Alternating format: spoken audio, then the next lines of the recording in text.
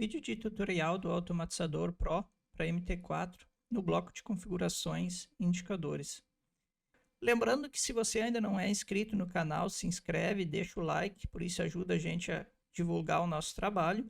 Também deixe nos comentários as suas dúvidas e sugestões. Então aqui no início, logo do bloco de indicadores, a gente tem a escolha para poder escolher 5 indicadores de confluência. Então vocês podem montar confluência entre 5 indicadores.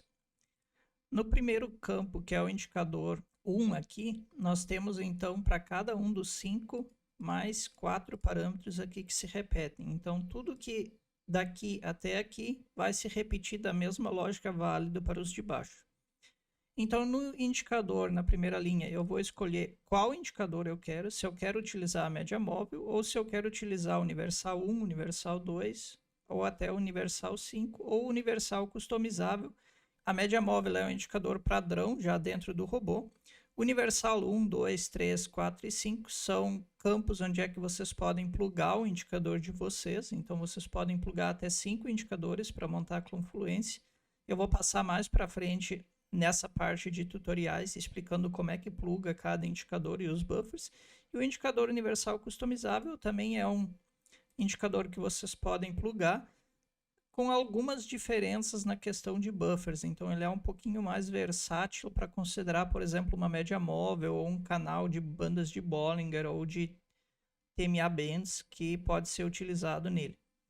Então aqui basicamente, se vocês quiserem montar a confluência, vocês vão ter que selecionar o indicador que querem utilizar e vão configurar lá embaixo, aqui na parte de indicadores, aqui, como querem que esse indicador se comporte. Eu vou passar mais tarde num outro vídeo explicando isso daqui detalhadamente, mas a escolha lá em cima vai afetar qual indicador vocês configuraram aqui para utilizar.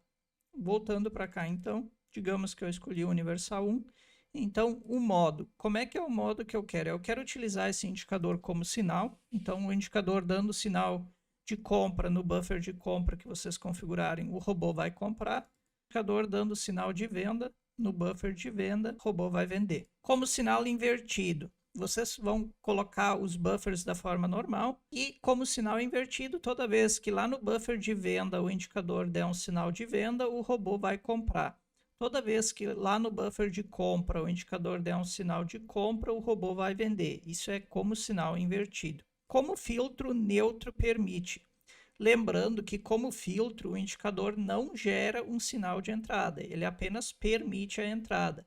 Então, como filtro, obrigatoriamente vocês vão ter que utilizar algum outro indicador como sinal, porque o filtro apenas diz se pode ou não entrar, ele não vai dizer se deve entrar ou não. Então, nesse caso, quando o neutro ele permite, então, se tiver o sinal a favor da entrada ou se o indicador for neutro, vai permitir a entrada. Como filtro, neutro impede. Então, dessa forma aqui, se vocês colocarem um indicador de seta como filtro, se não tiver seta no indicador nesse candle, então ele não vai permitir a entrada, porque o neutro impede. Diferente do como filtro, neutro permite, que então, independente se tiver seta ou não, ele vai permitir a entrada. Aplicar para entrada. Então, o sinal vai ser considerado somente para entrar numa operação ou colocar uma ordem pendente. Para a saída, o sinal vai ser considerado somente para sair de uma operação ou apagar uma ordem pendente. Entrada e saída. O indicador vai ser utilizado tanto para entrada como para saída. O time frame. Em qual time frame vocês querem rodar a análise desse indicador? Lembrando que aqui tem um porém, o MT4 no backtest só vai permitir que vocês utilizem a opção mesmo do gráfico, porque o MT4 não tem suporte para rodar um indicador em timeframes diferentes àquele que o backtest está rodando. Já no tempo real, vocês podem pegar e selecionar qualquer uma das opções aqui de timeframe que quiserem. No gráfico em tempo real, podem selecionar qualquer uma das opções de timeframe que tem a escolha aqui. Candle do sinal.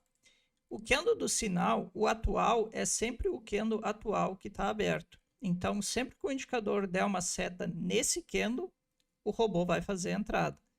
Lembrando que existem indicadores que não dão sinal no candle atual. Ele pode dar um sinal no candle 1, no candle 2, 3 e assim por diante para trás.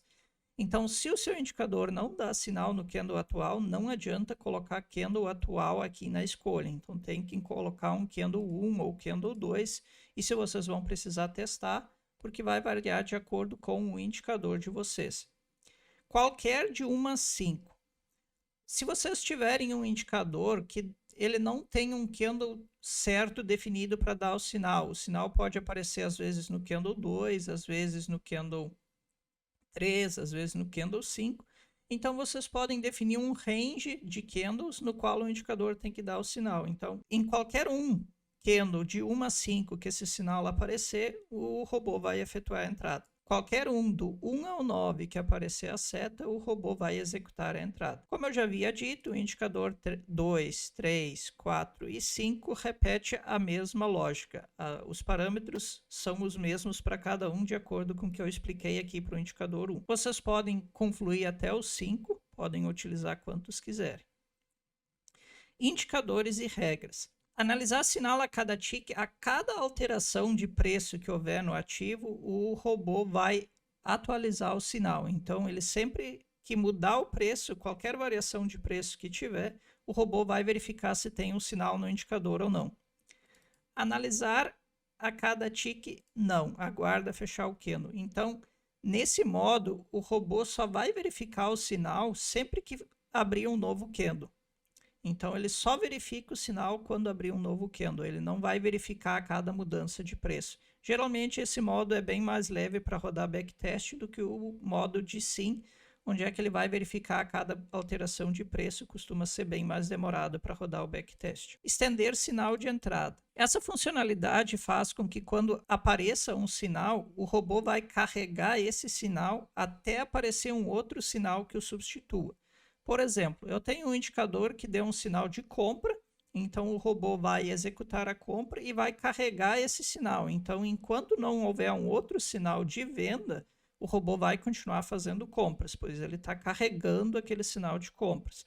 O inverso para venda. Apareceu um sinal de venda, ele vai carregar esse sinal de venda até aparecer um outro sinal de compra. Estender sinal de saída. A regra é a mesma. Enquanto aparecer um sinal para o robô de venda, o robô vai sair das compras e vai carregar esse sinal de saída de venda até aparecer um outro sinal de saída de compra. O inverso também vale. Por exemplo, apareceu um sinal de compra no indicador, então, obviamente, ele sairia das vendas. Então, ele vai carregar essa saída das vendas até aparecer um outro sinal de venda, quando a lógica trocaria para sair dos sinais de compra. Sinais para entrada. Digamos que eu configurei aqui em cima 2 indicadores como sinal. Só que eu não quero que os dois precisem ter sinal. Quando um desses dois tiver um sinal, eu já quero entrar. Então, se sinais para entrada for 0, ele vai exigir que todos os indicadores como sinal confluam para dar entrada. Caso eu coloque o 1 aqui, no meu caso eu tenho 2 indicadores configurados aqui, então quando um desses 2 indicadores der um sinal, o robô vai entrar. Então isso serve para, por exemplo, ter mais de um indicador na mesma estratégia que vocês queiram entrar pelos dois, mas não queiram fazer confluência entre os dois. A mesma regra vale para a saída. Então, se eu tiver 2 indicadores aqui como saída e como sinal de saída, no caso, né? Porque é sinal. Então, eu tenho 2 indicadores como sinal aqui e os 2 operando para a saída. Se eu quero que ele utilize os 2, que ele faça a confluência de todos que eu coloquei como saída, eu vou deixar 0. Caso eu queira que quando um indicador der sinal de saída, o robô já saia, então eu posso colocar 1 aqui, que quando um dos 2 indicadores mandar sair, o robô já vai fechar as operações. Lembrando que se vocês tiverem dúvidas, podem deixar nos comentários. No vídeo de hoje seria isso e eu vou ficando por aqui. Até o próximo vídeo.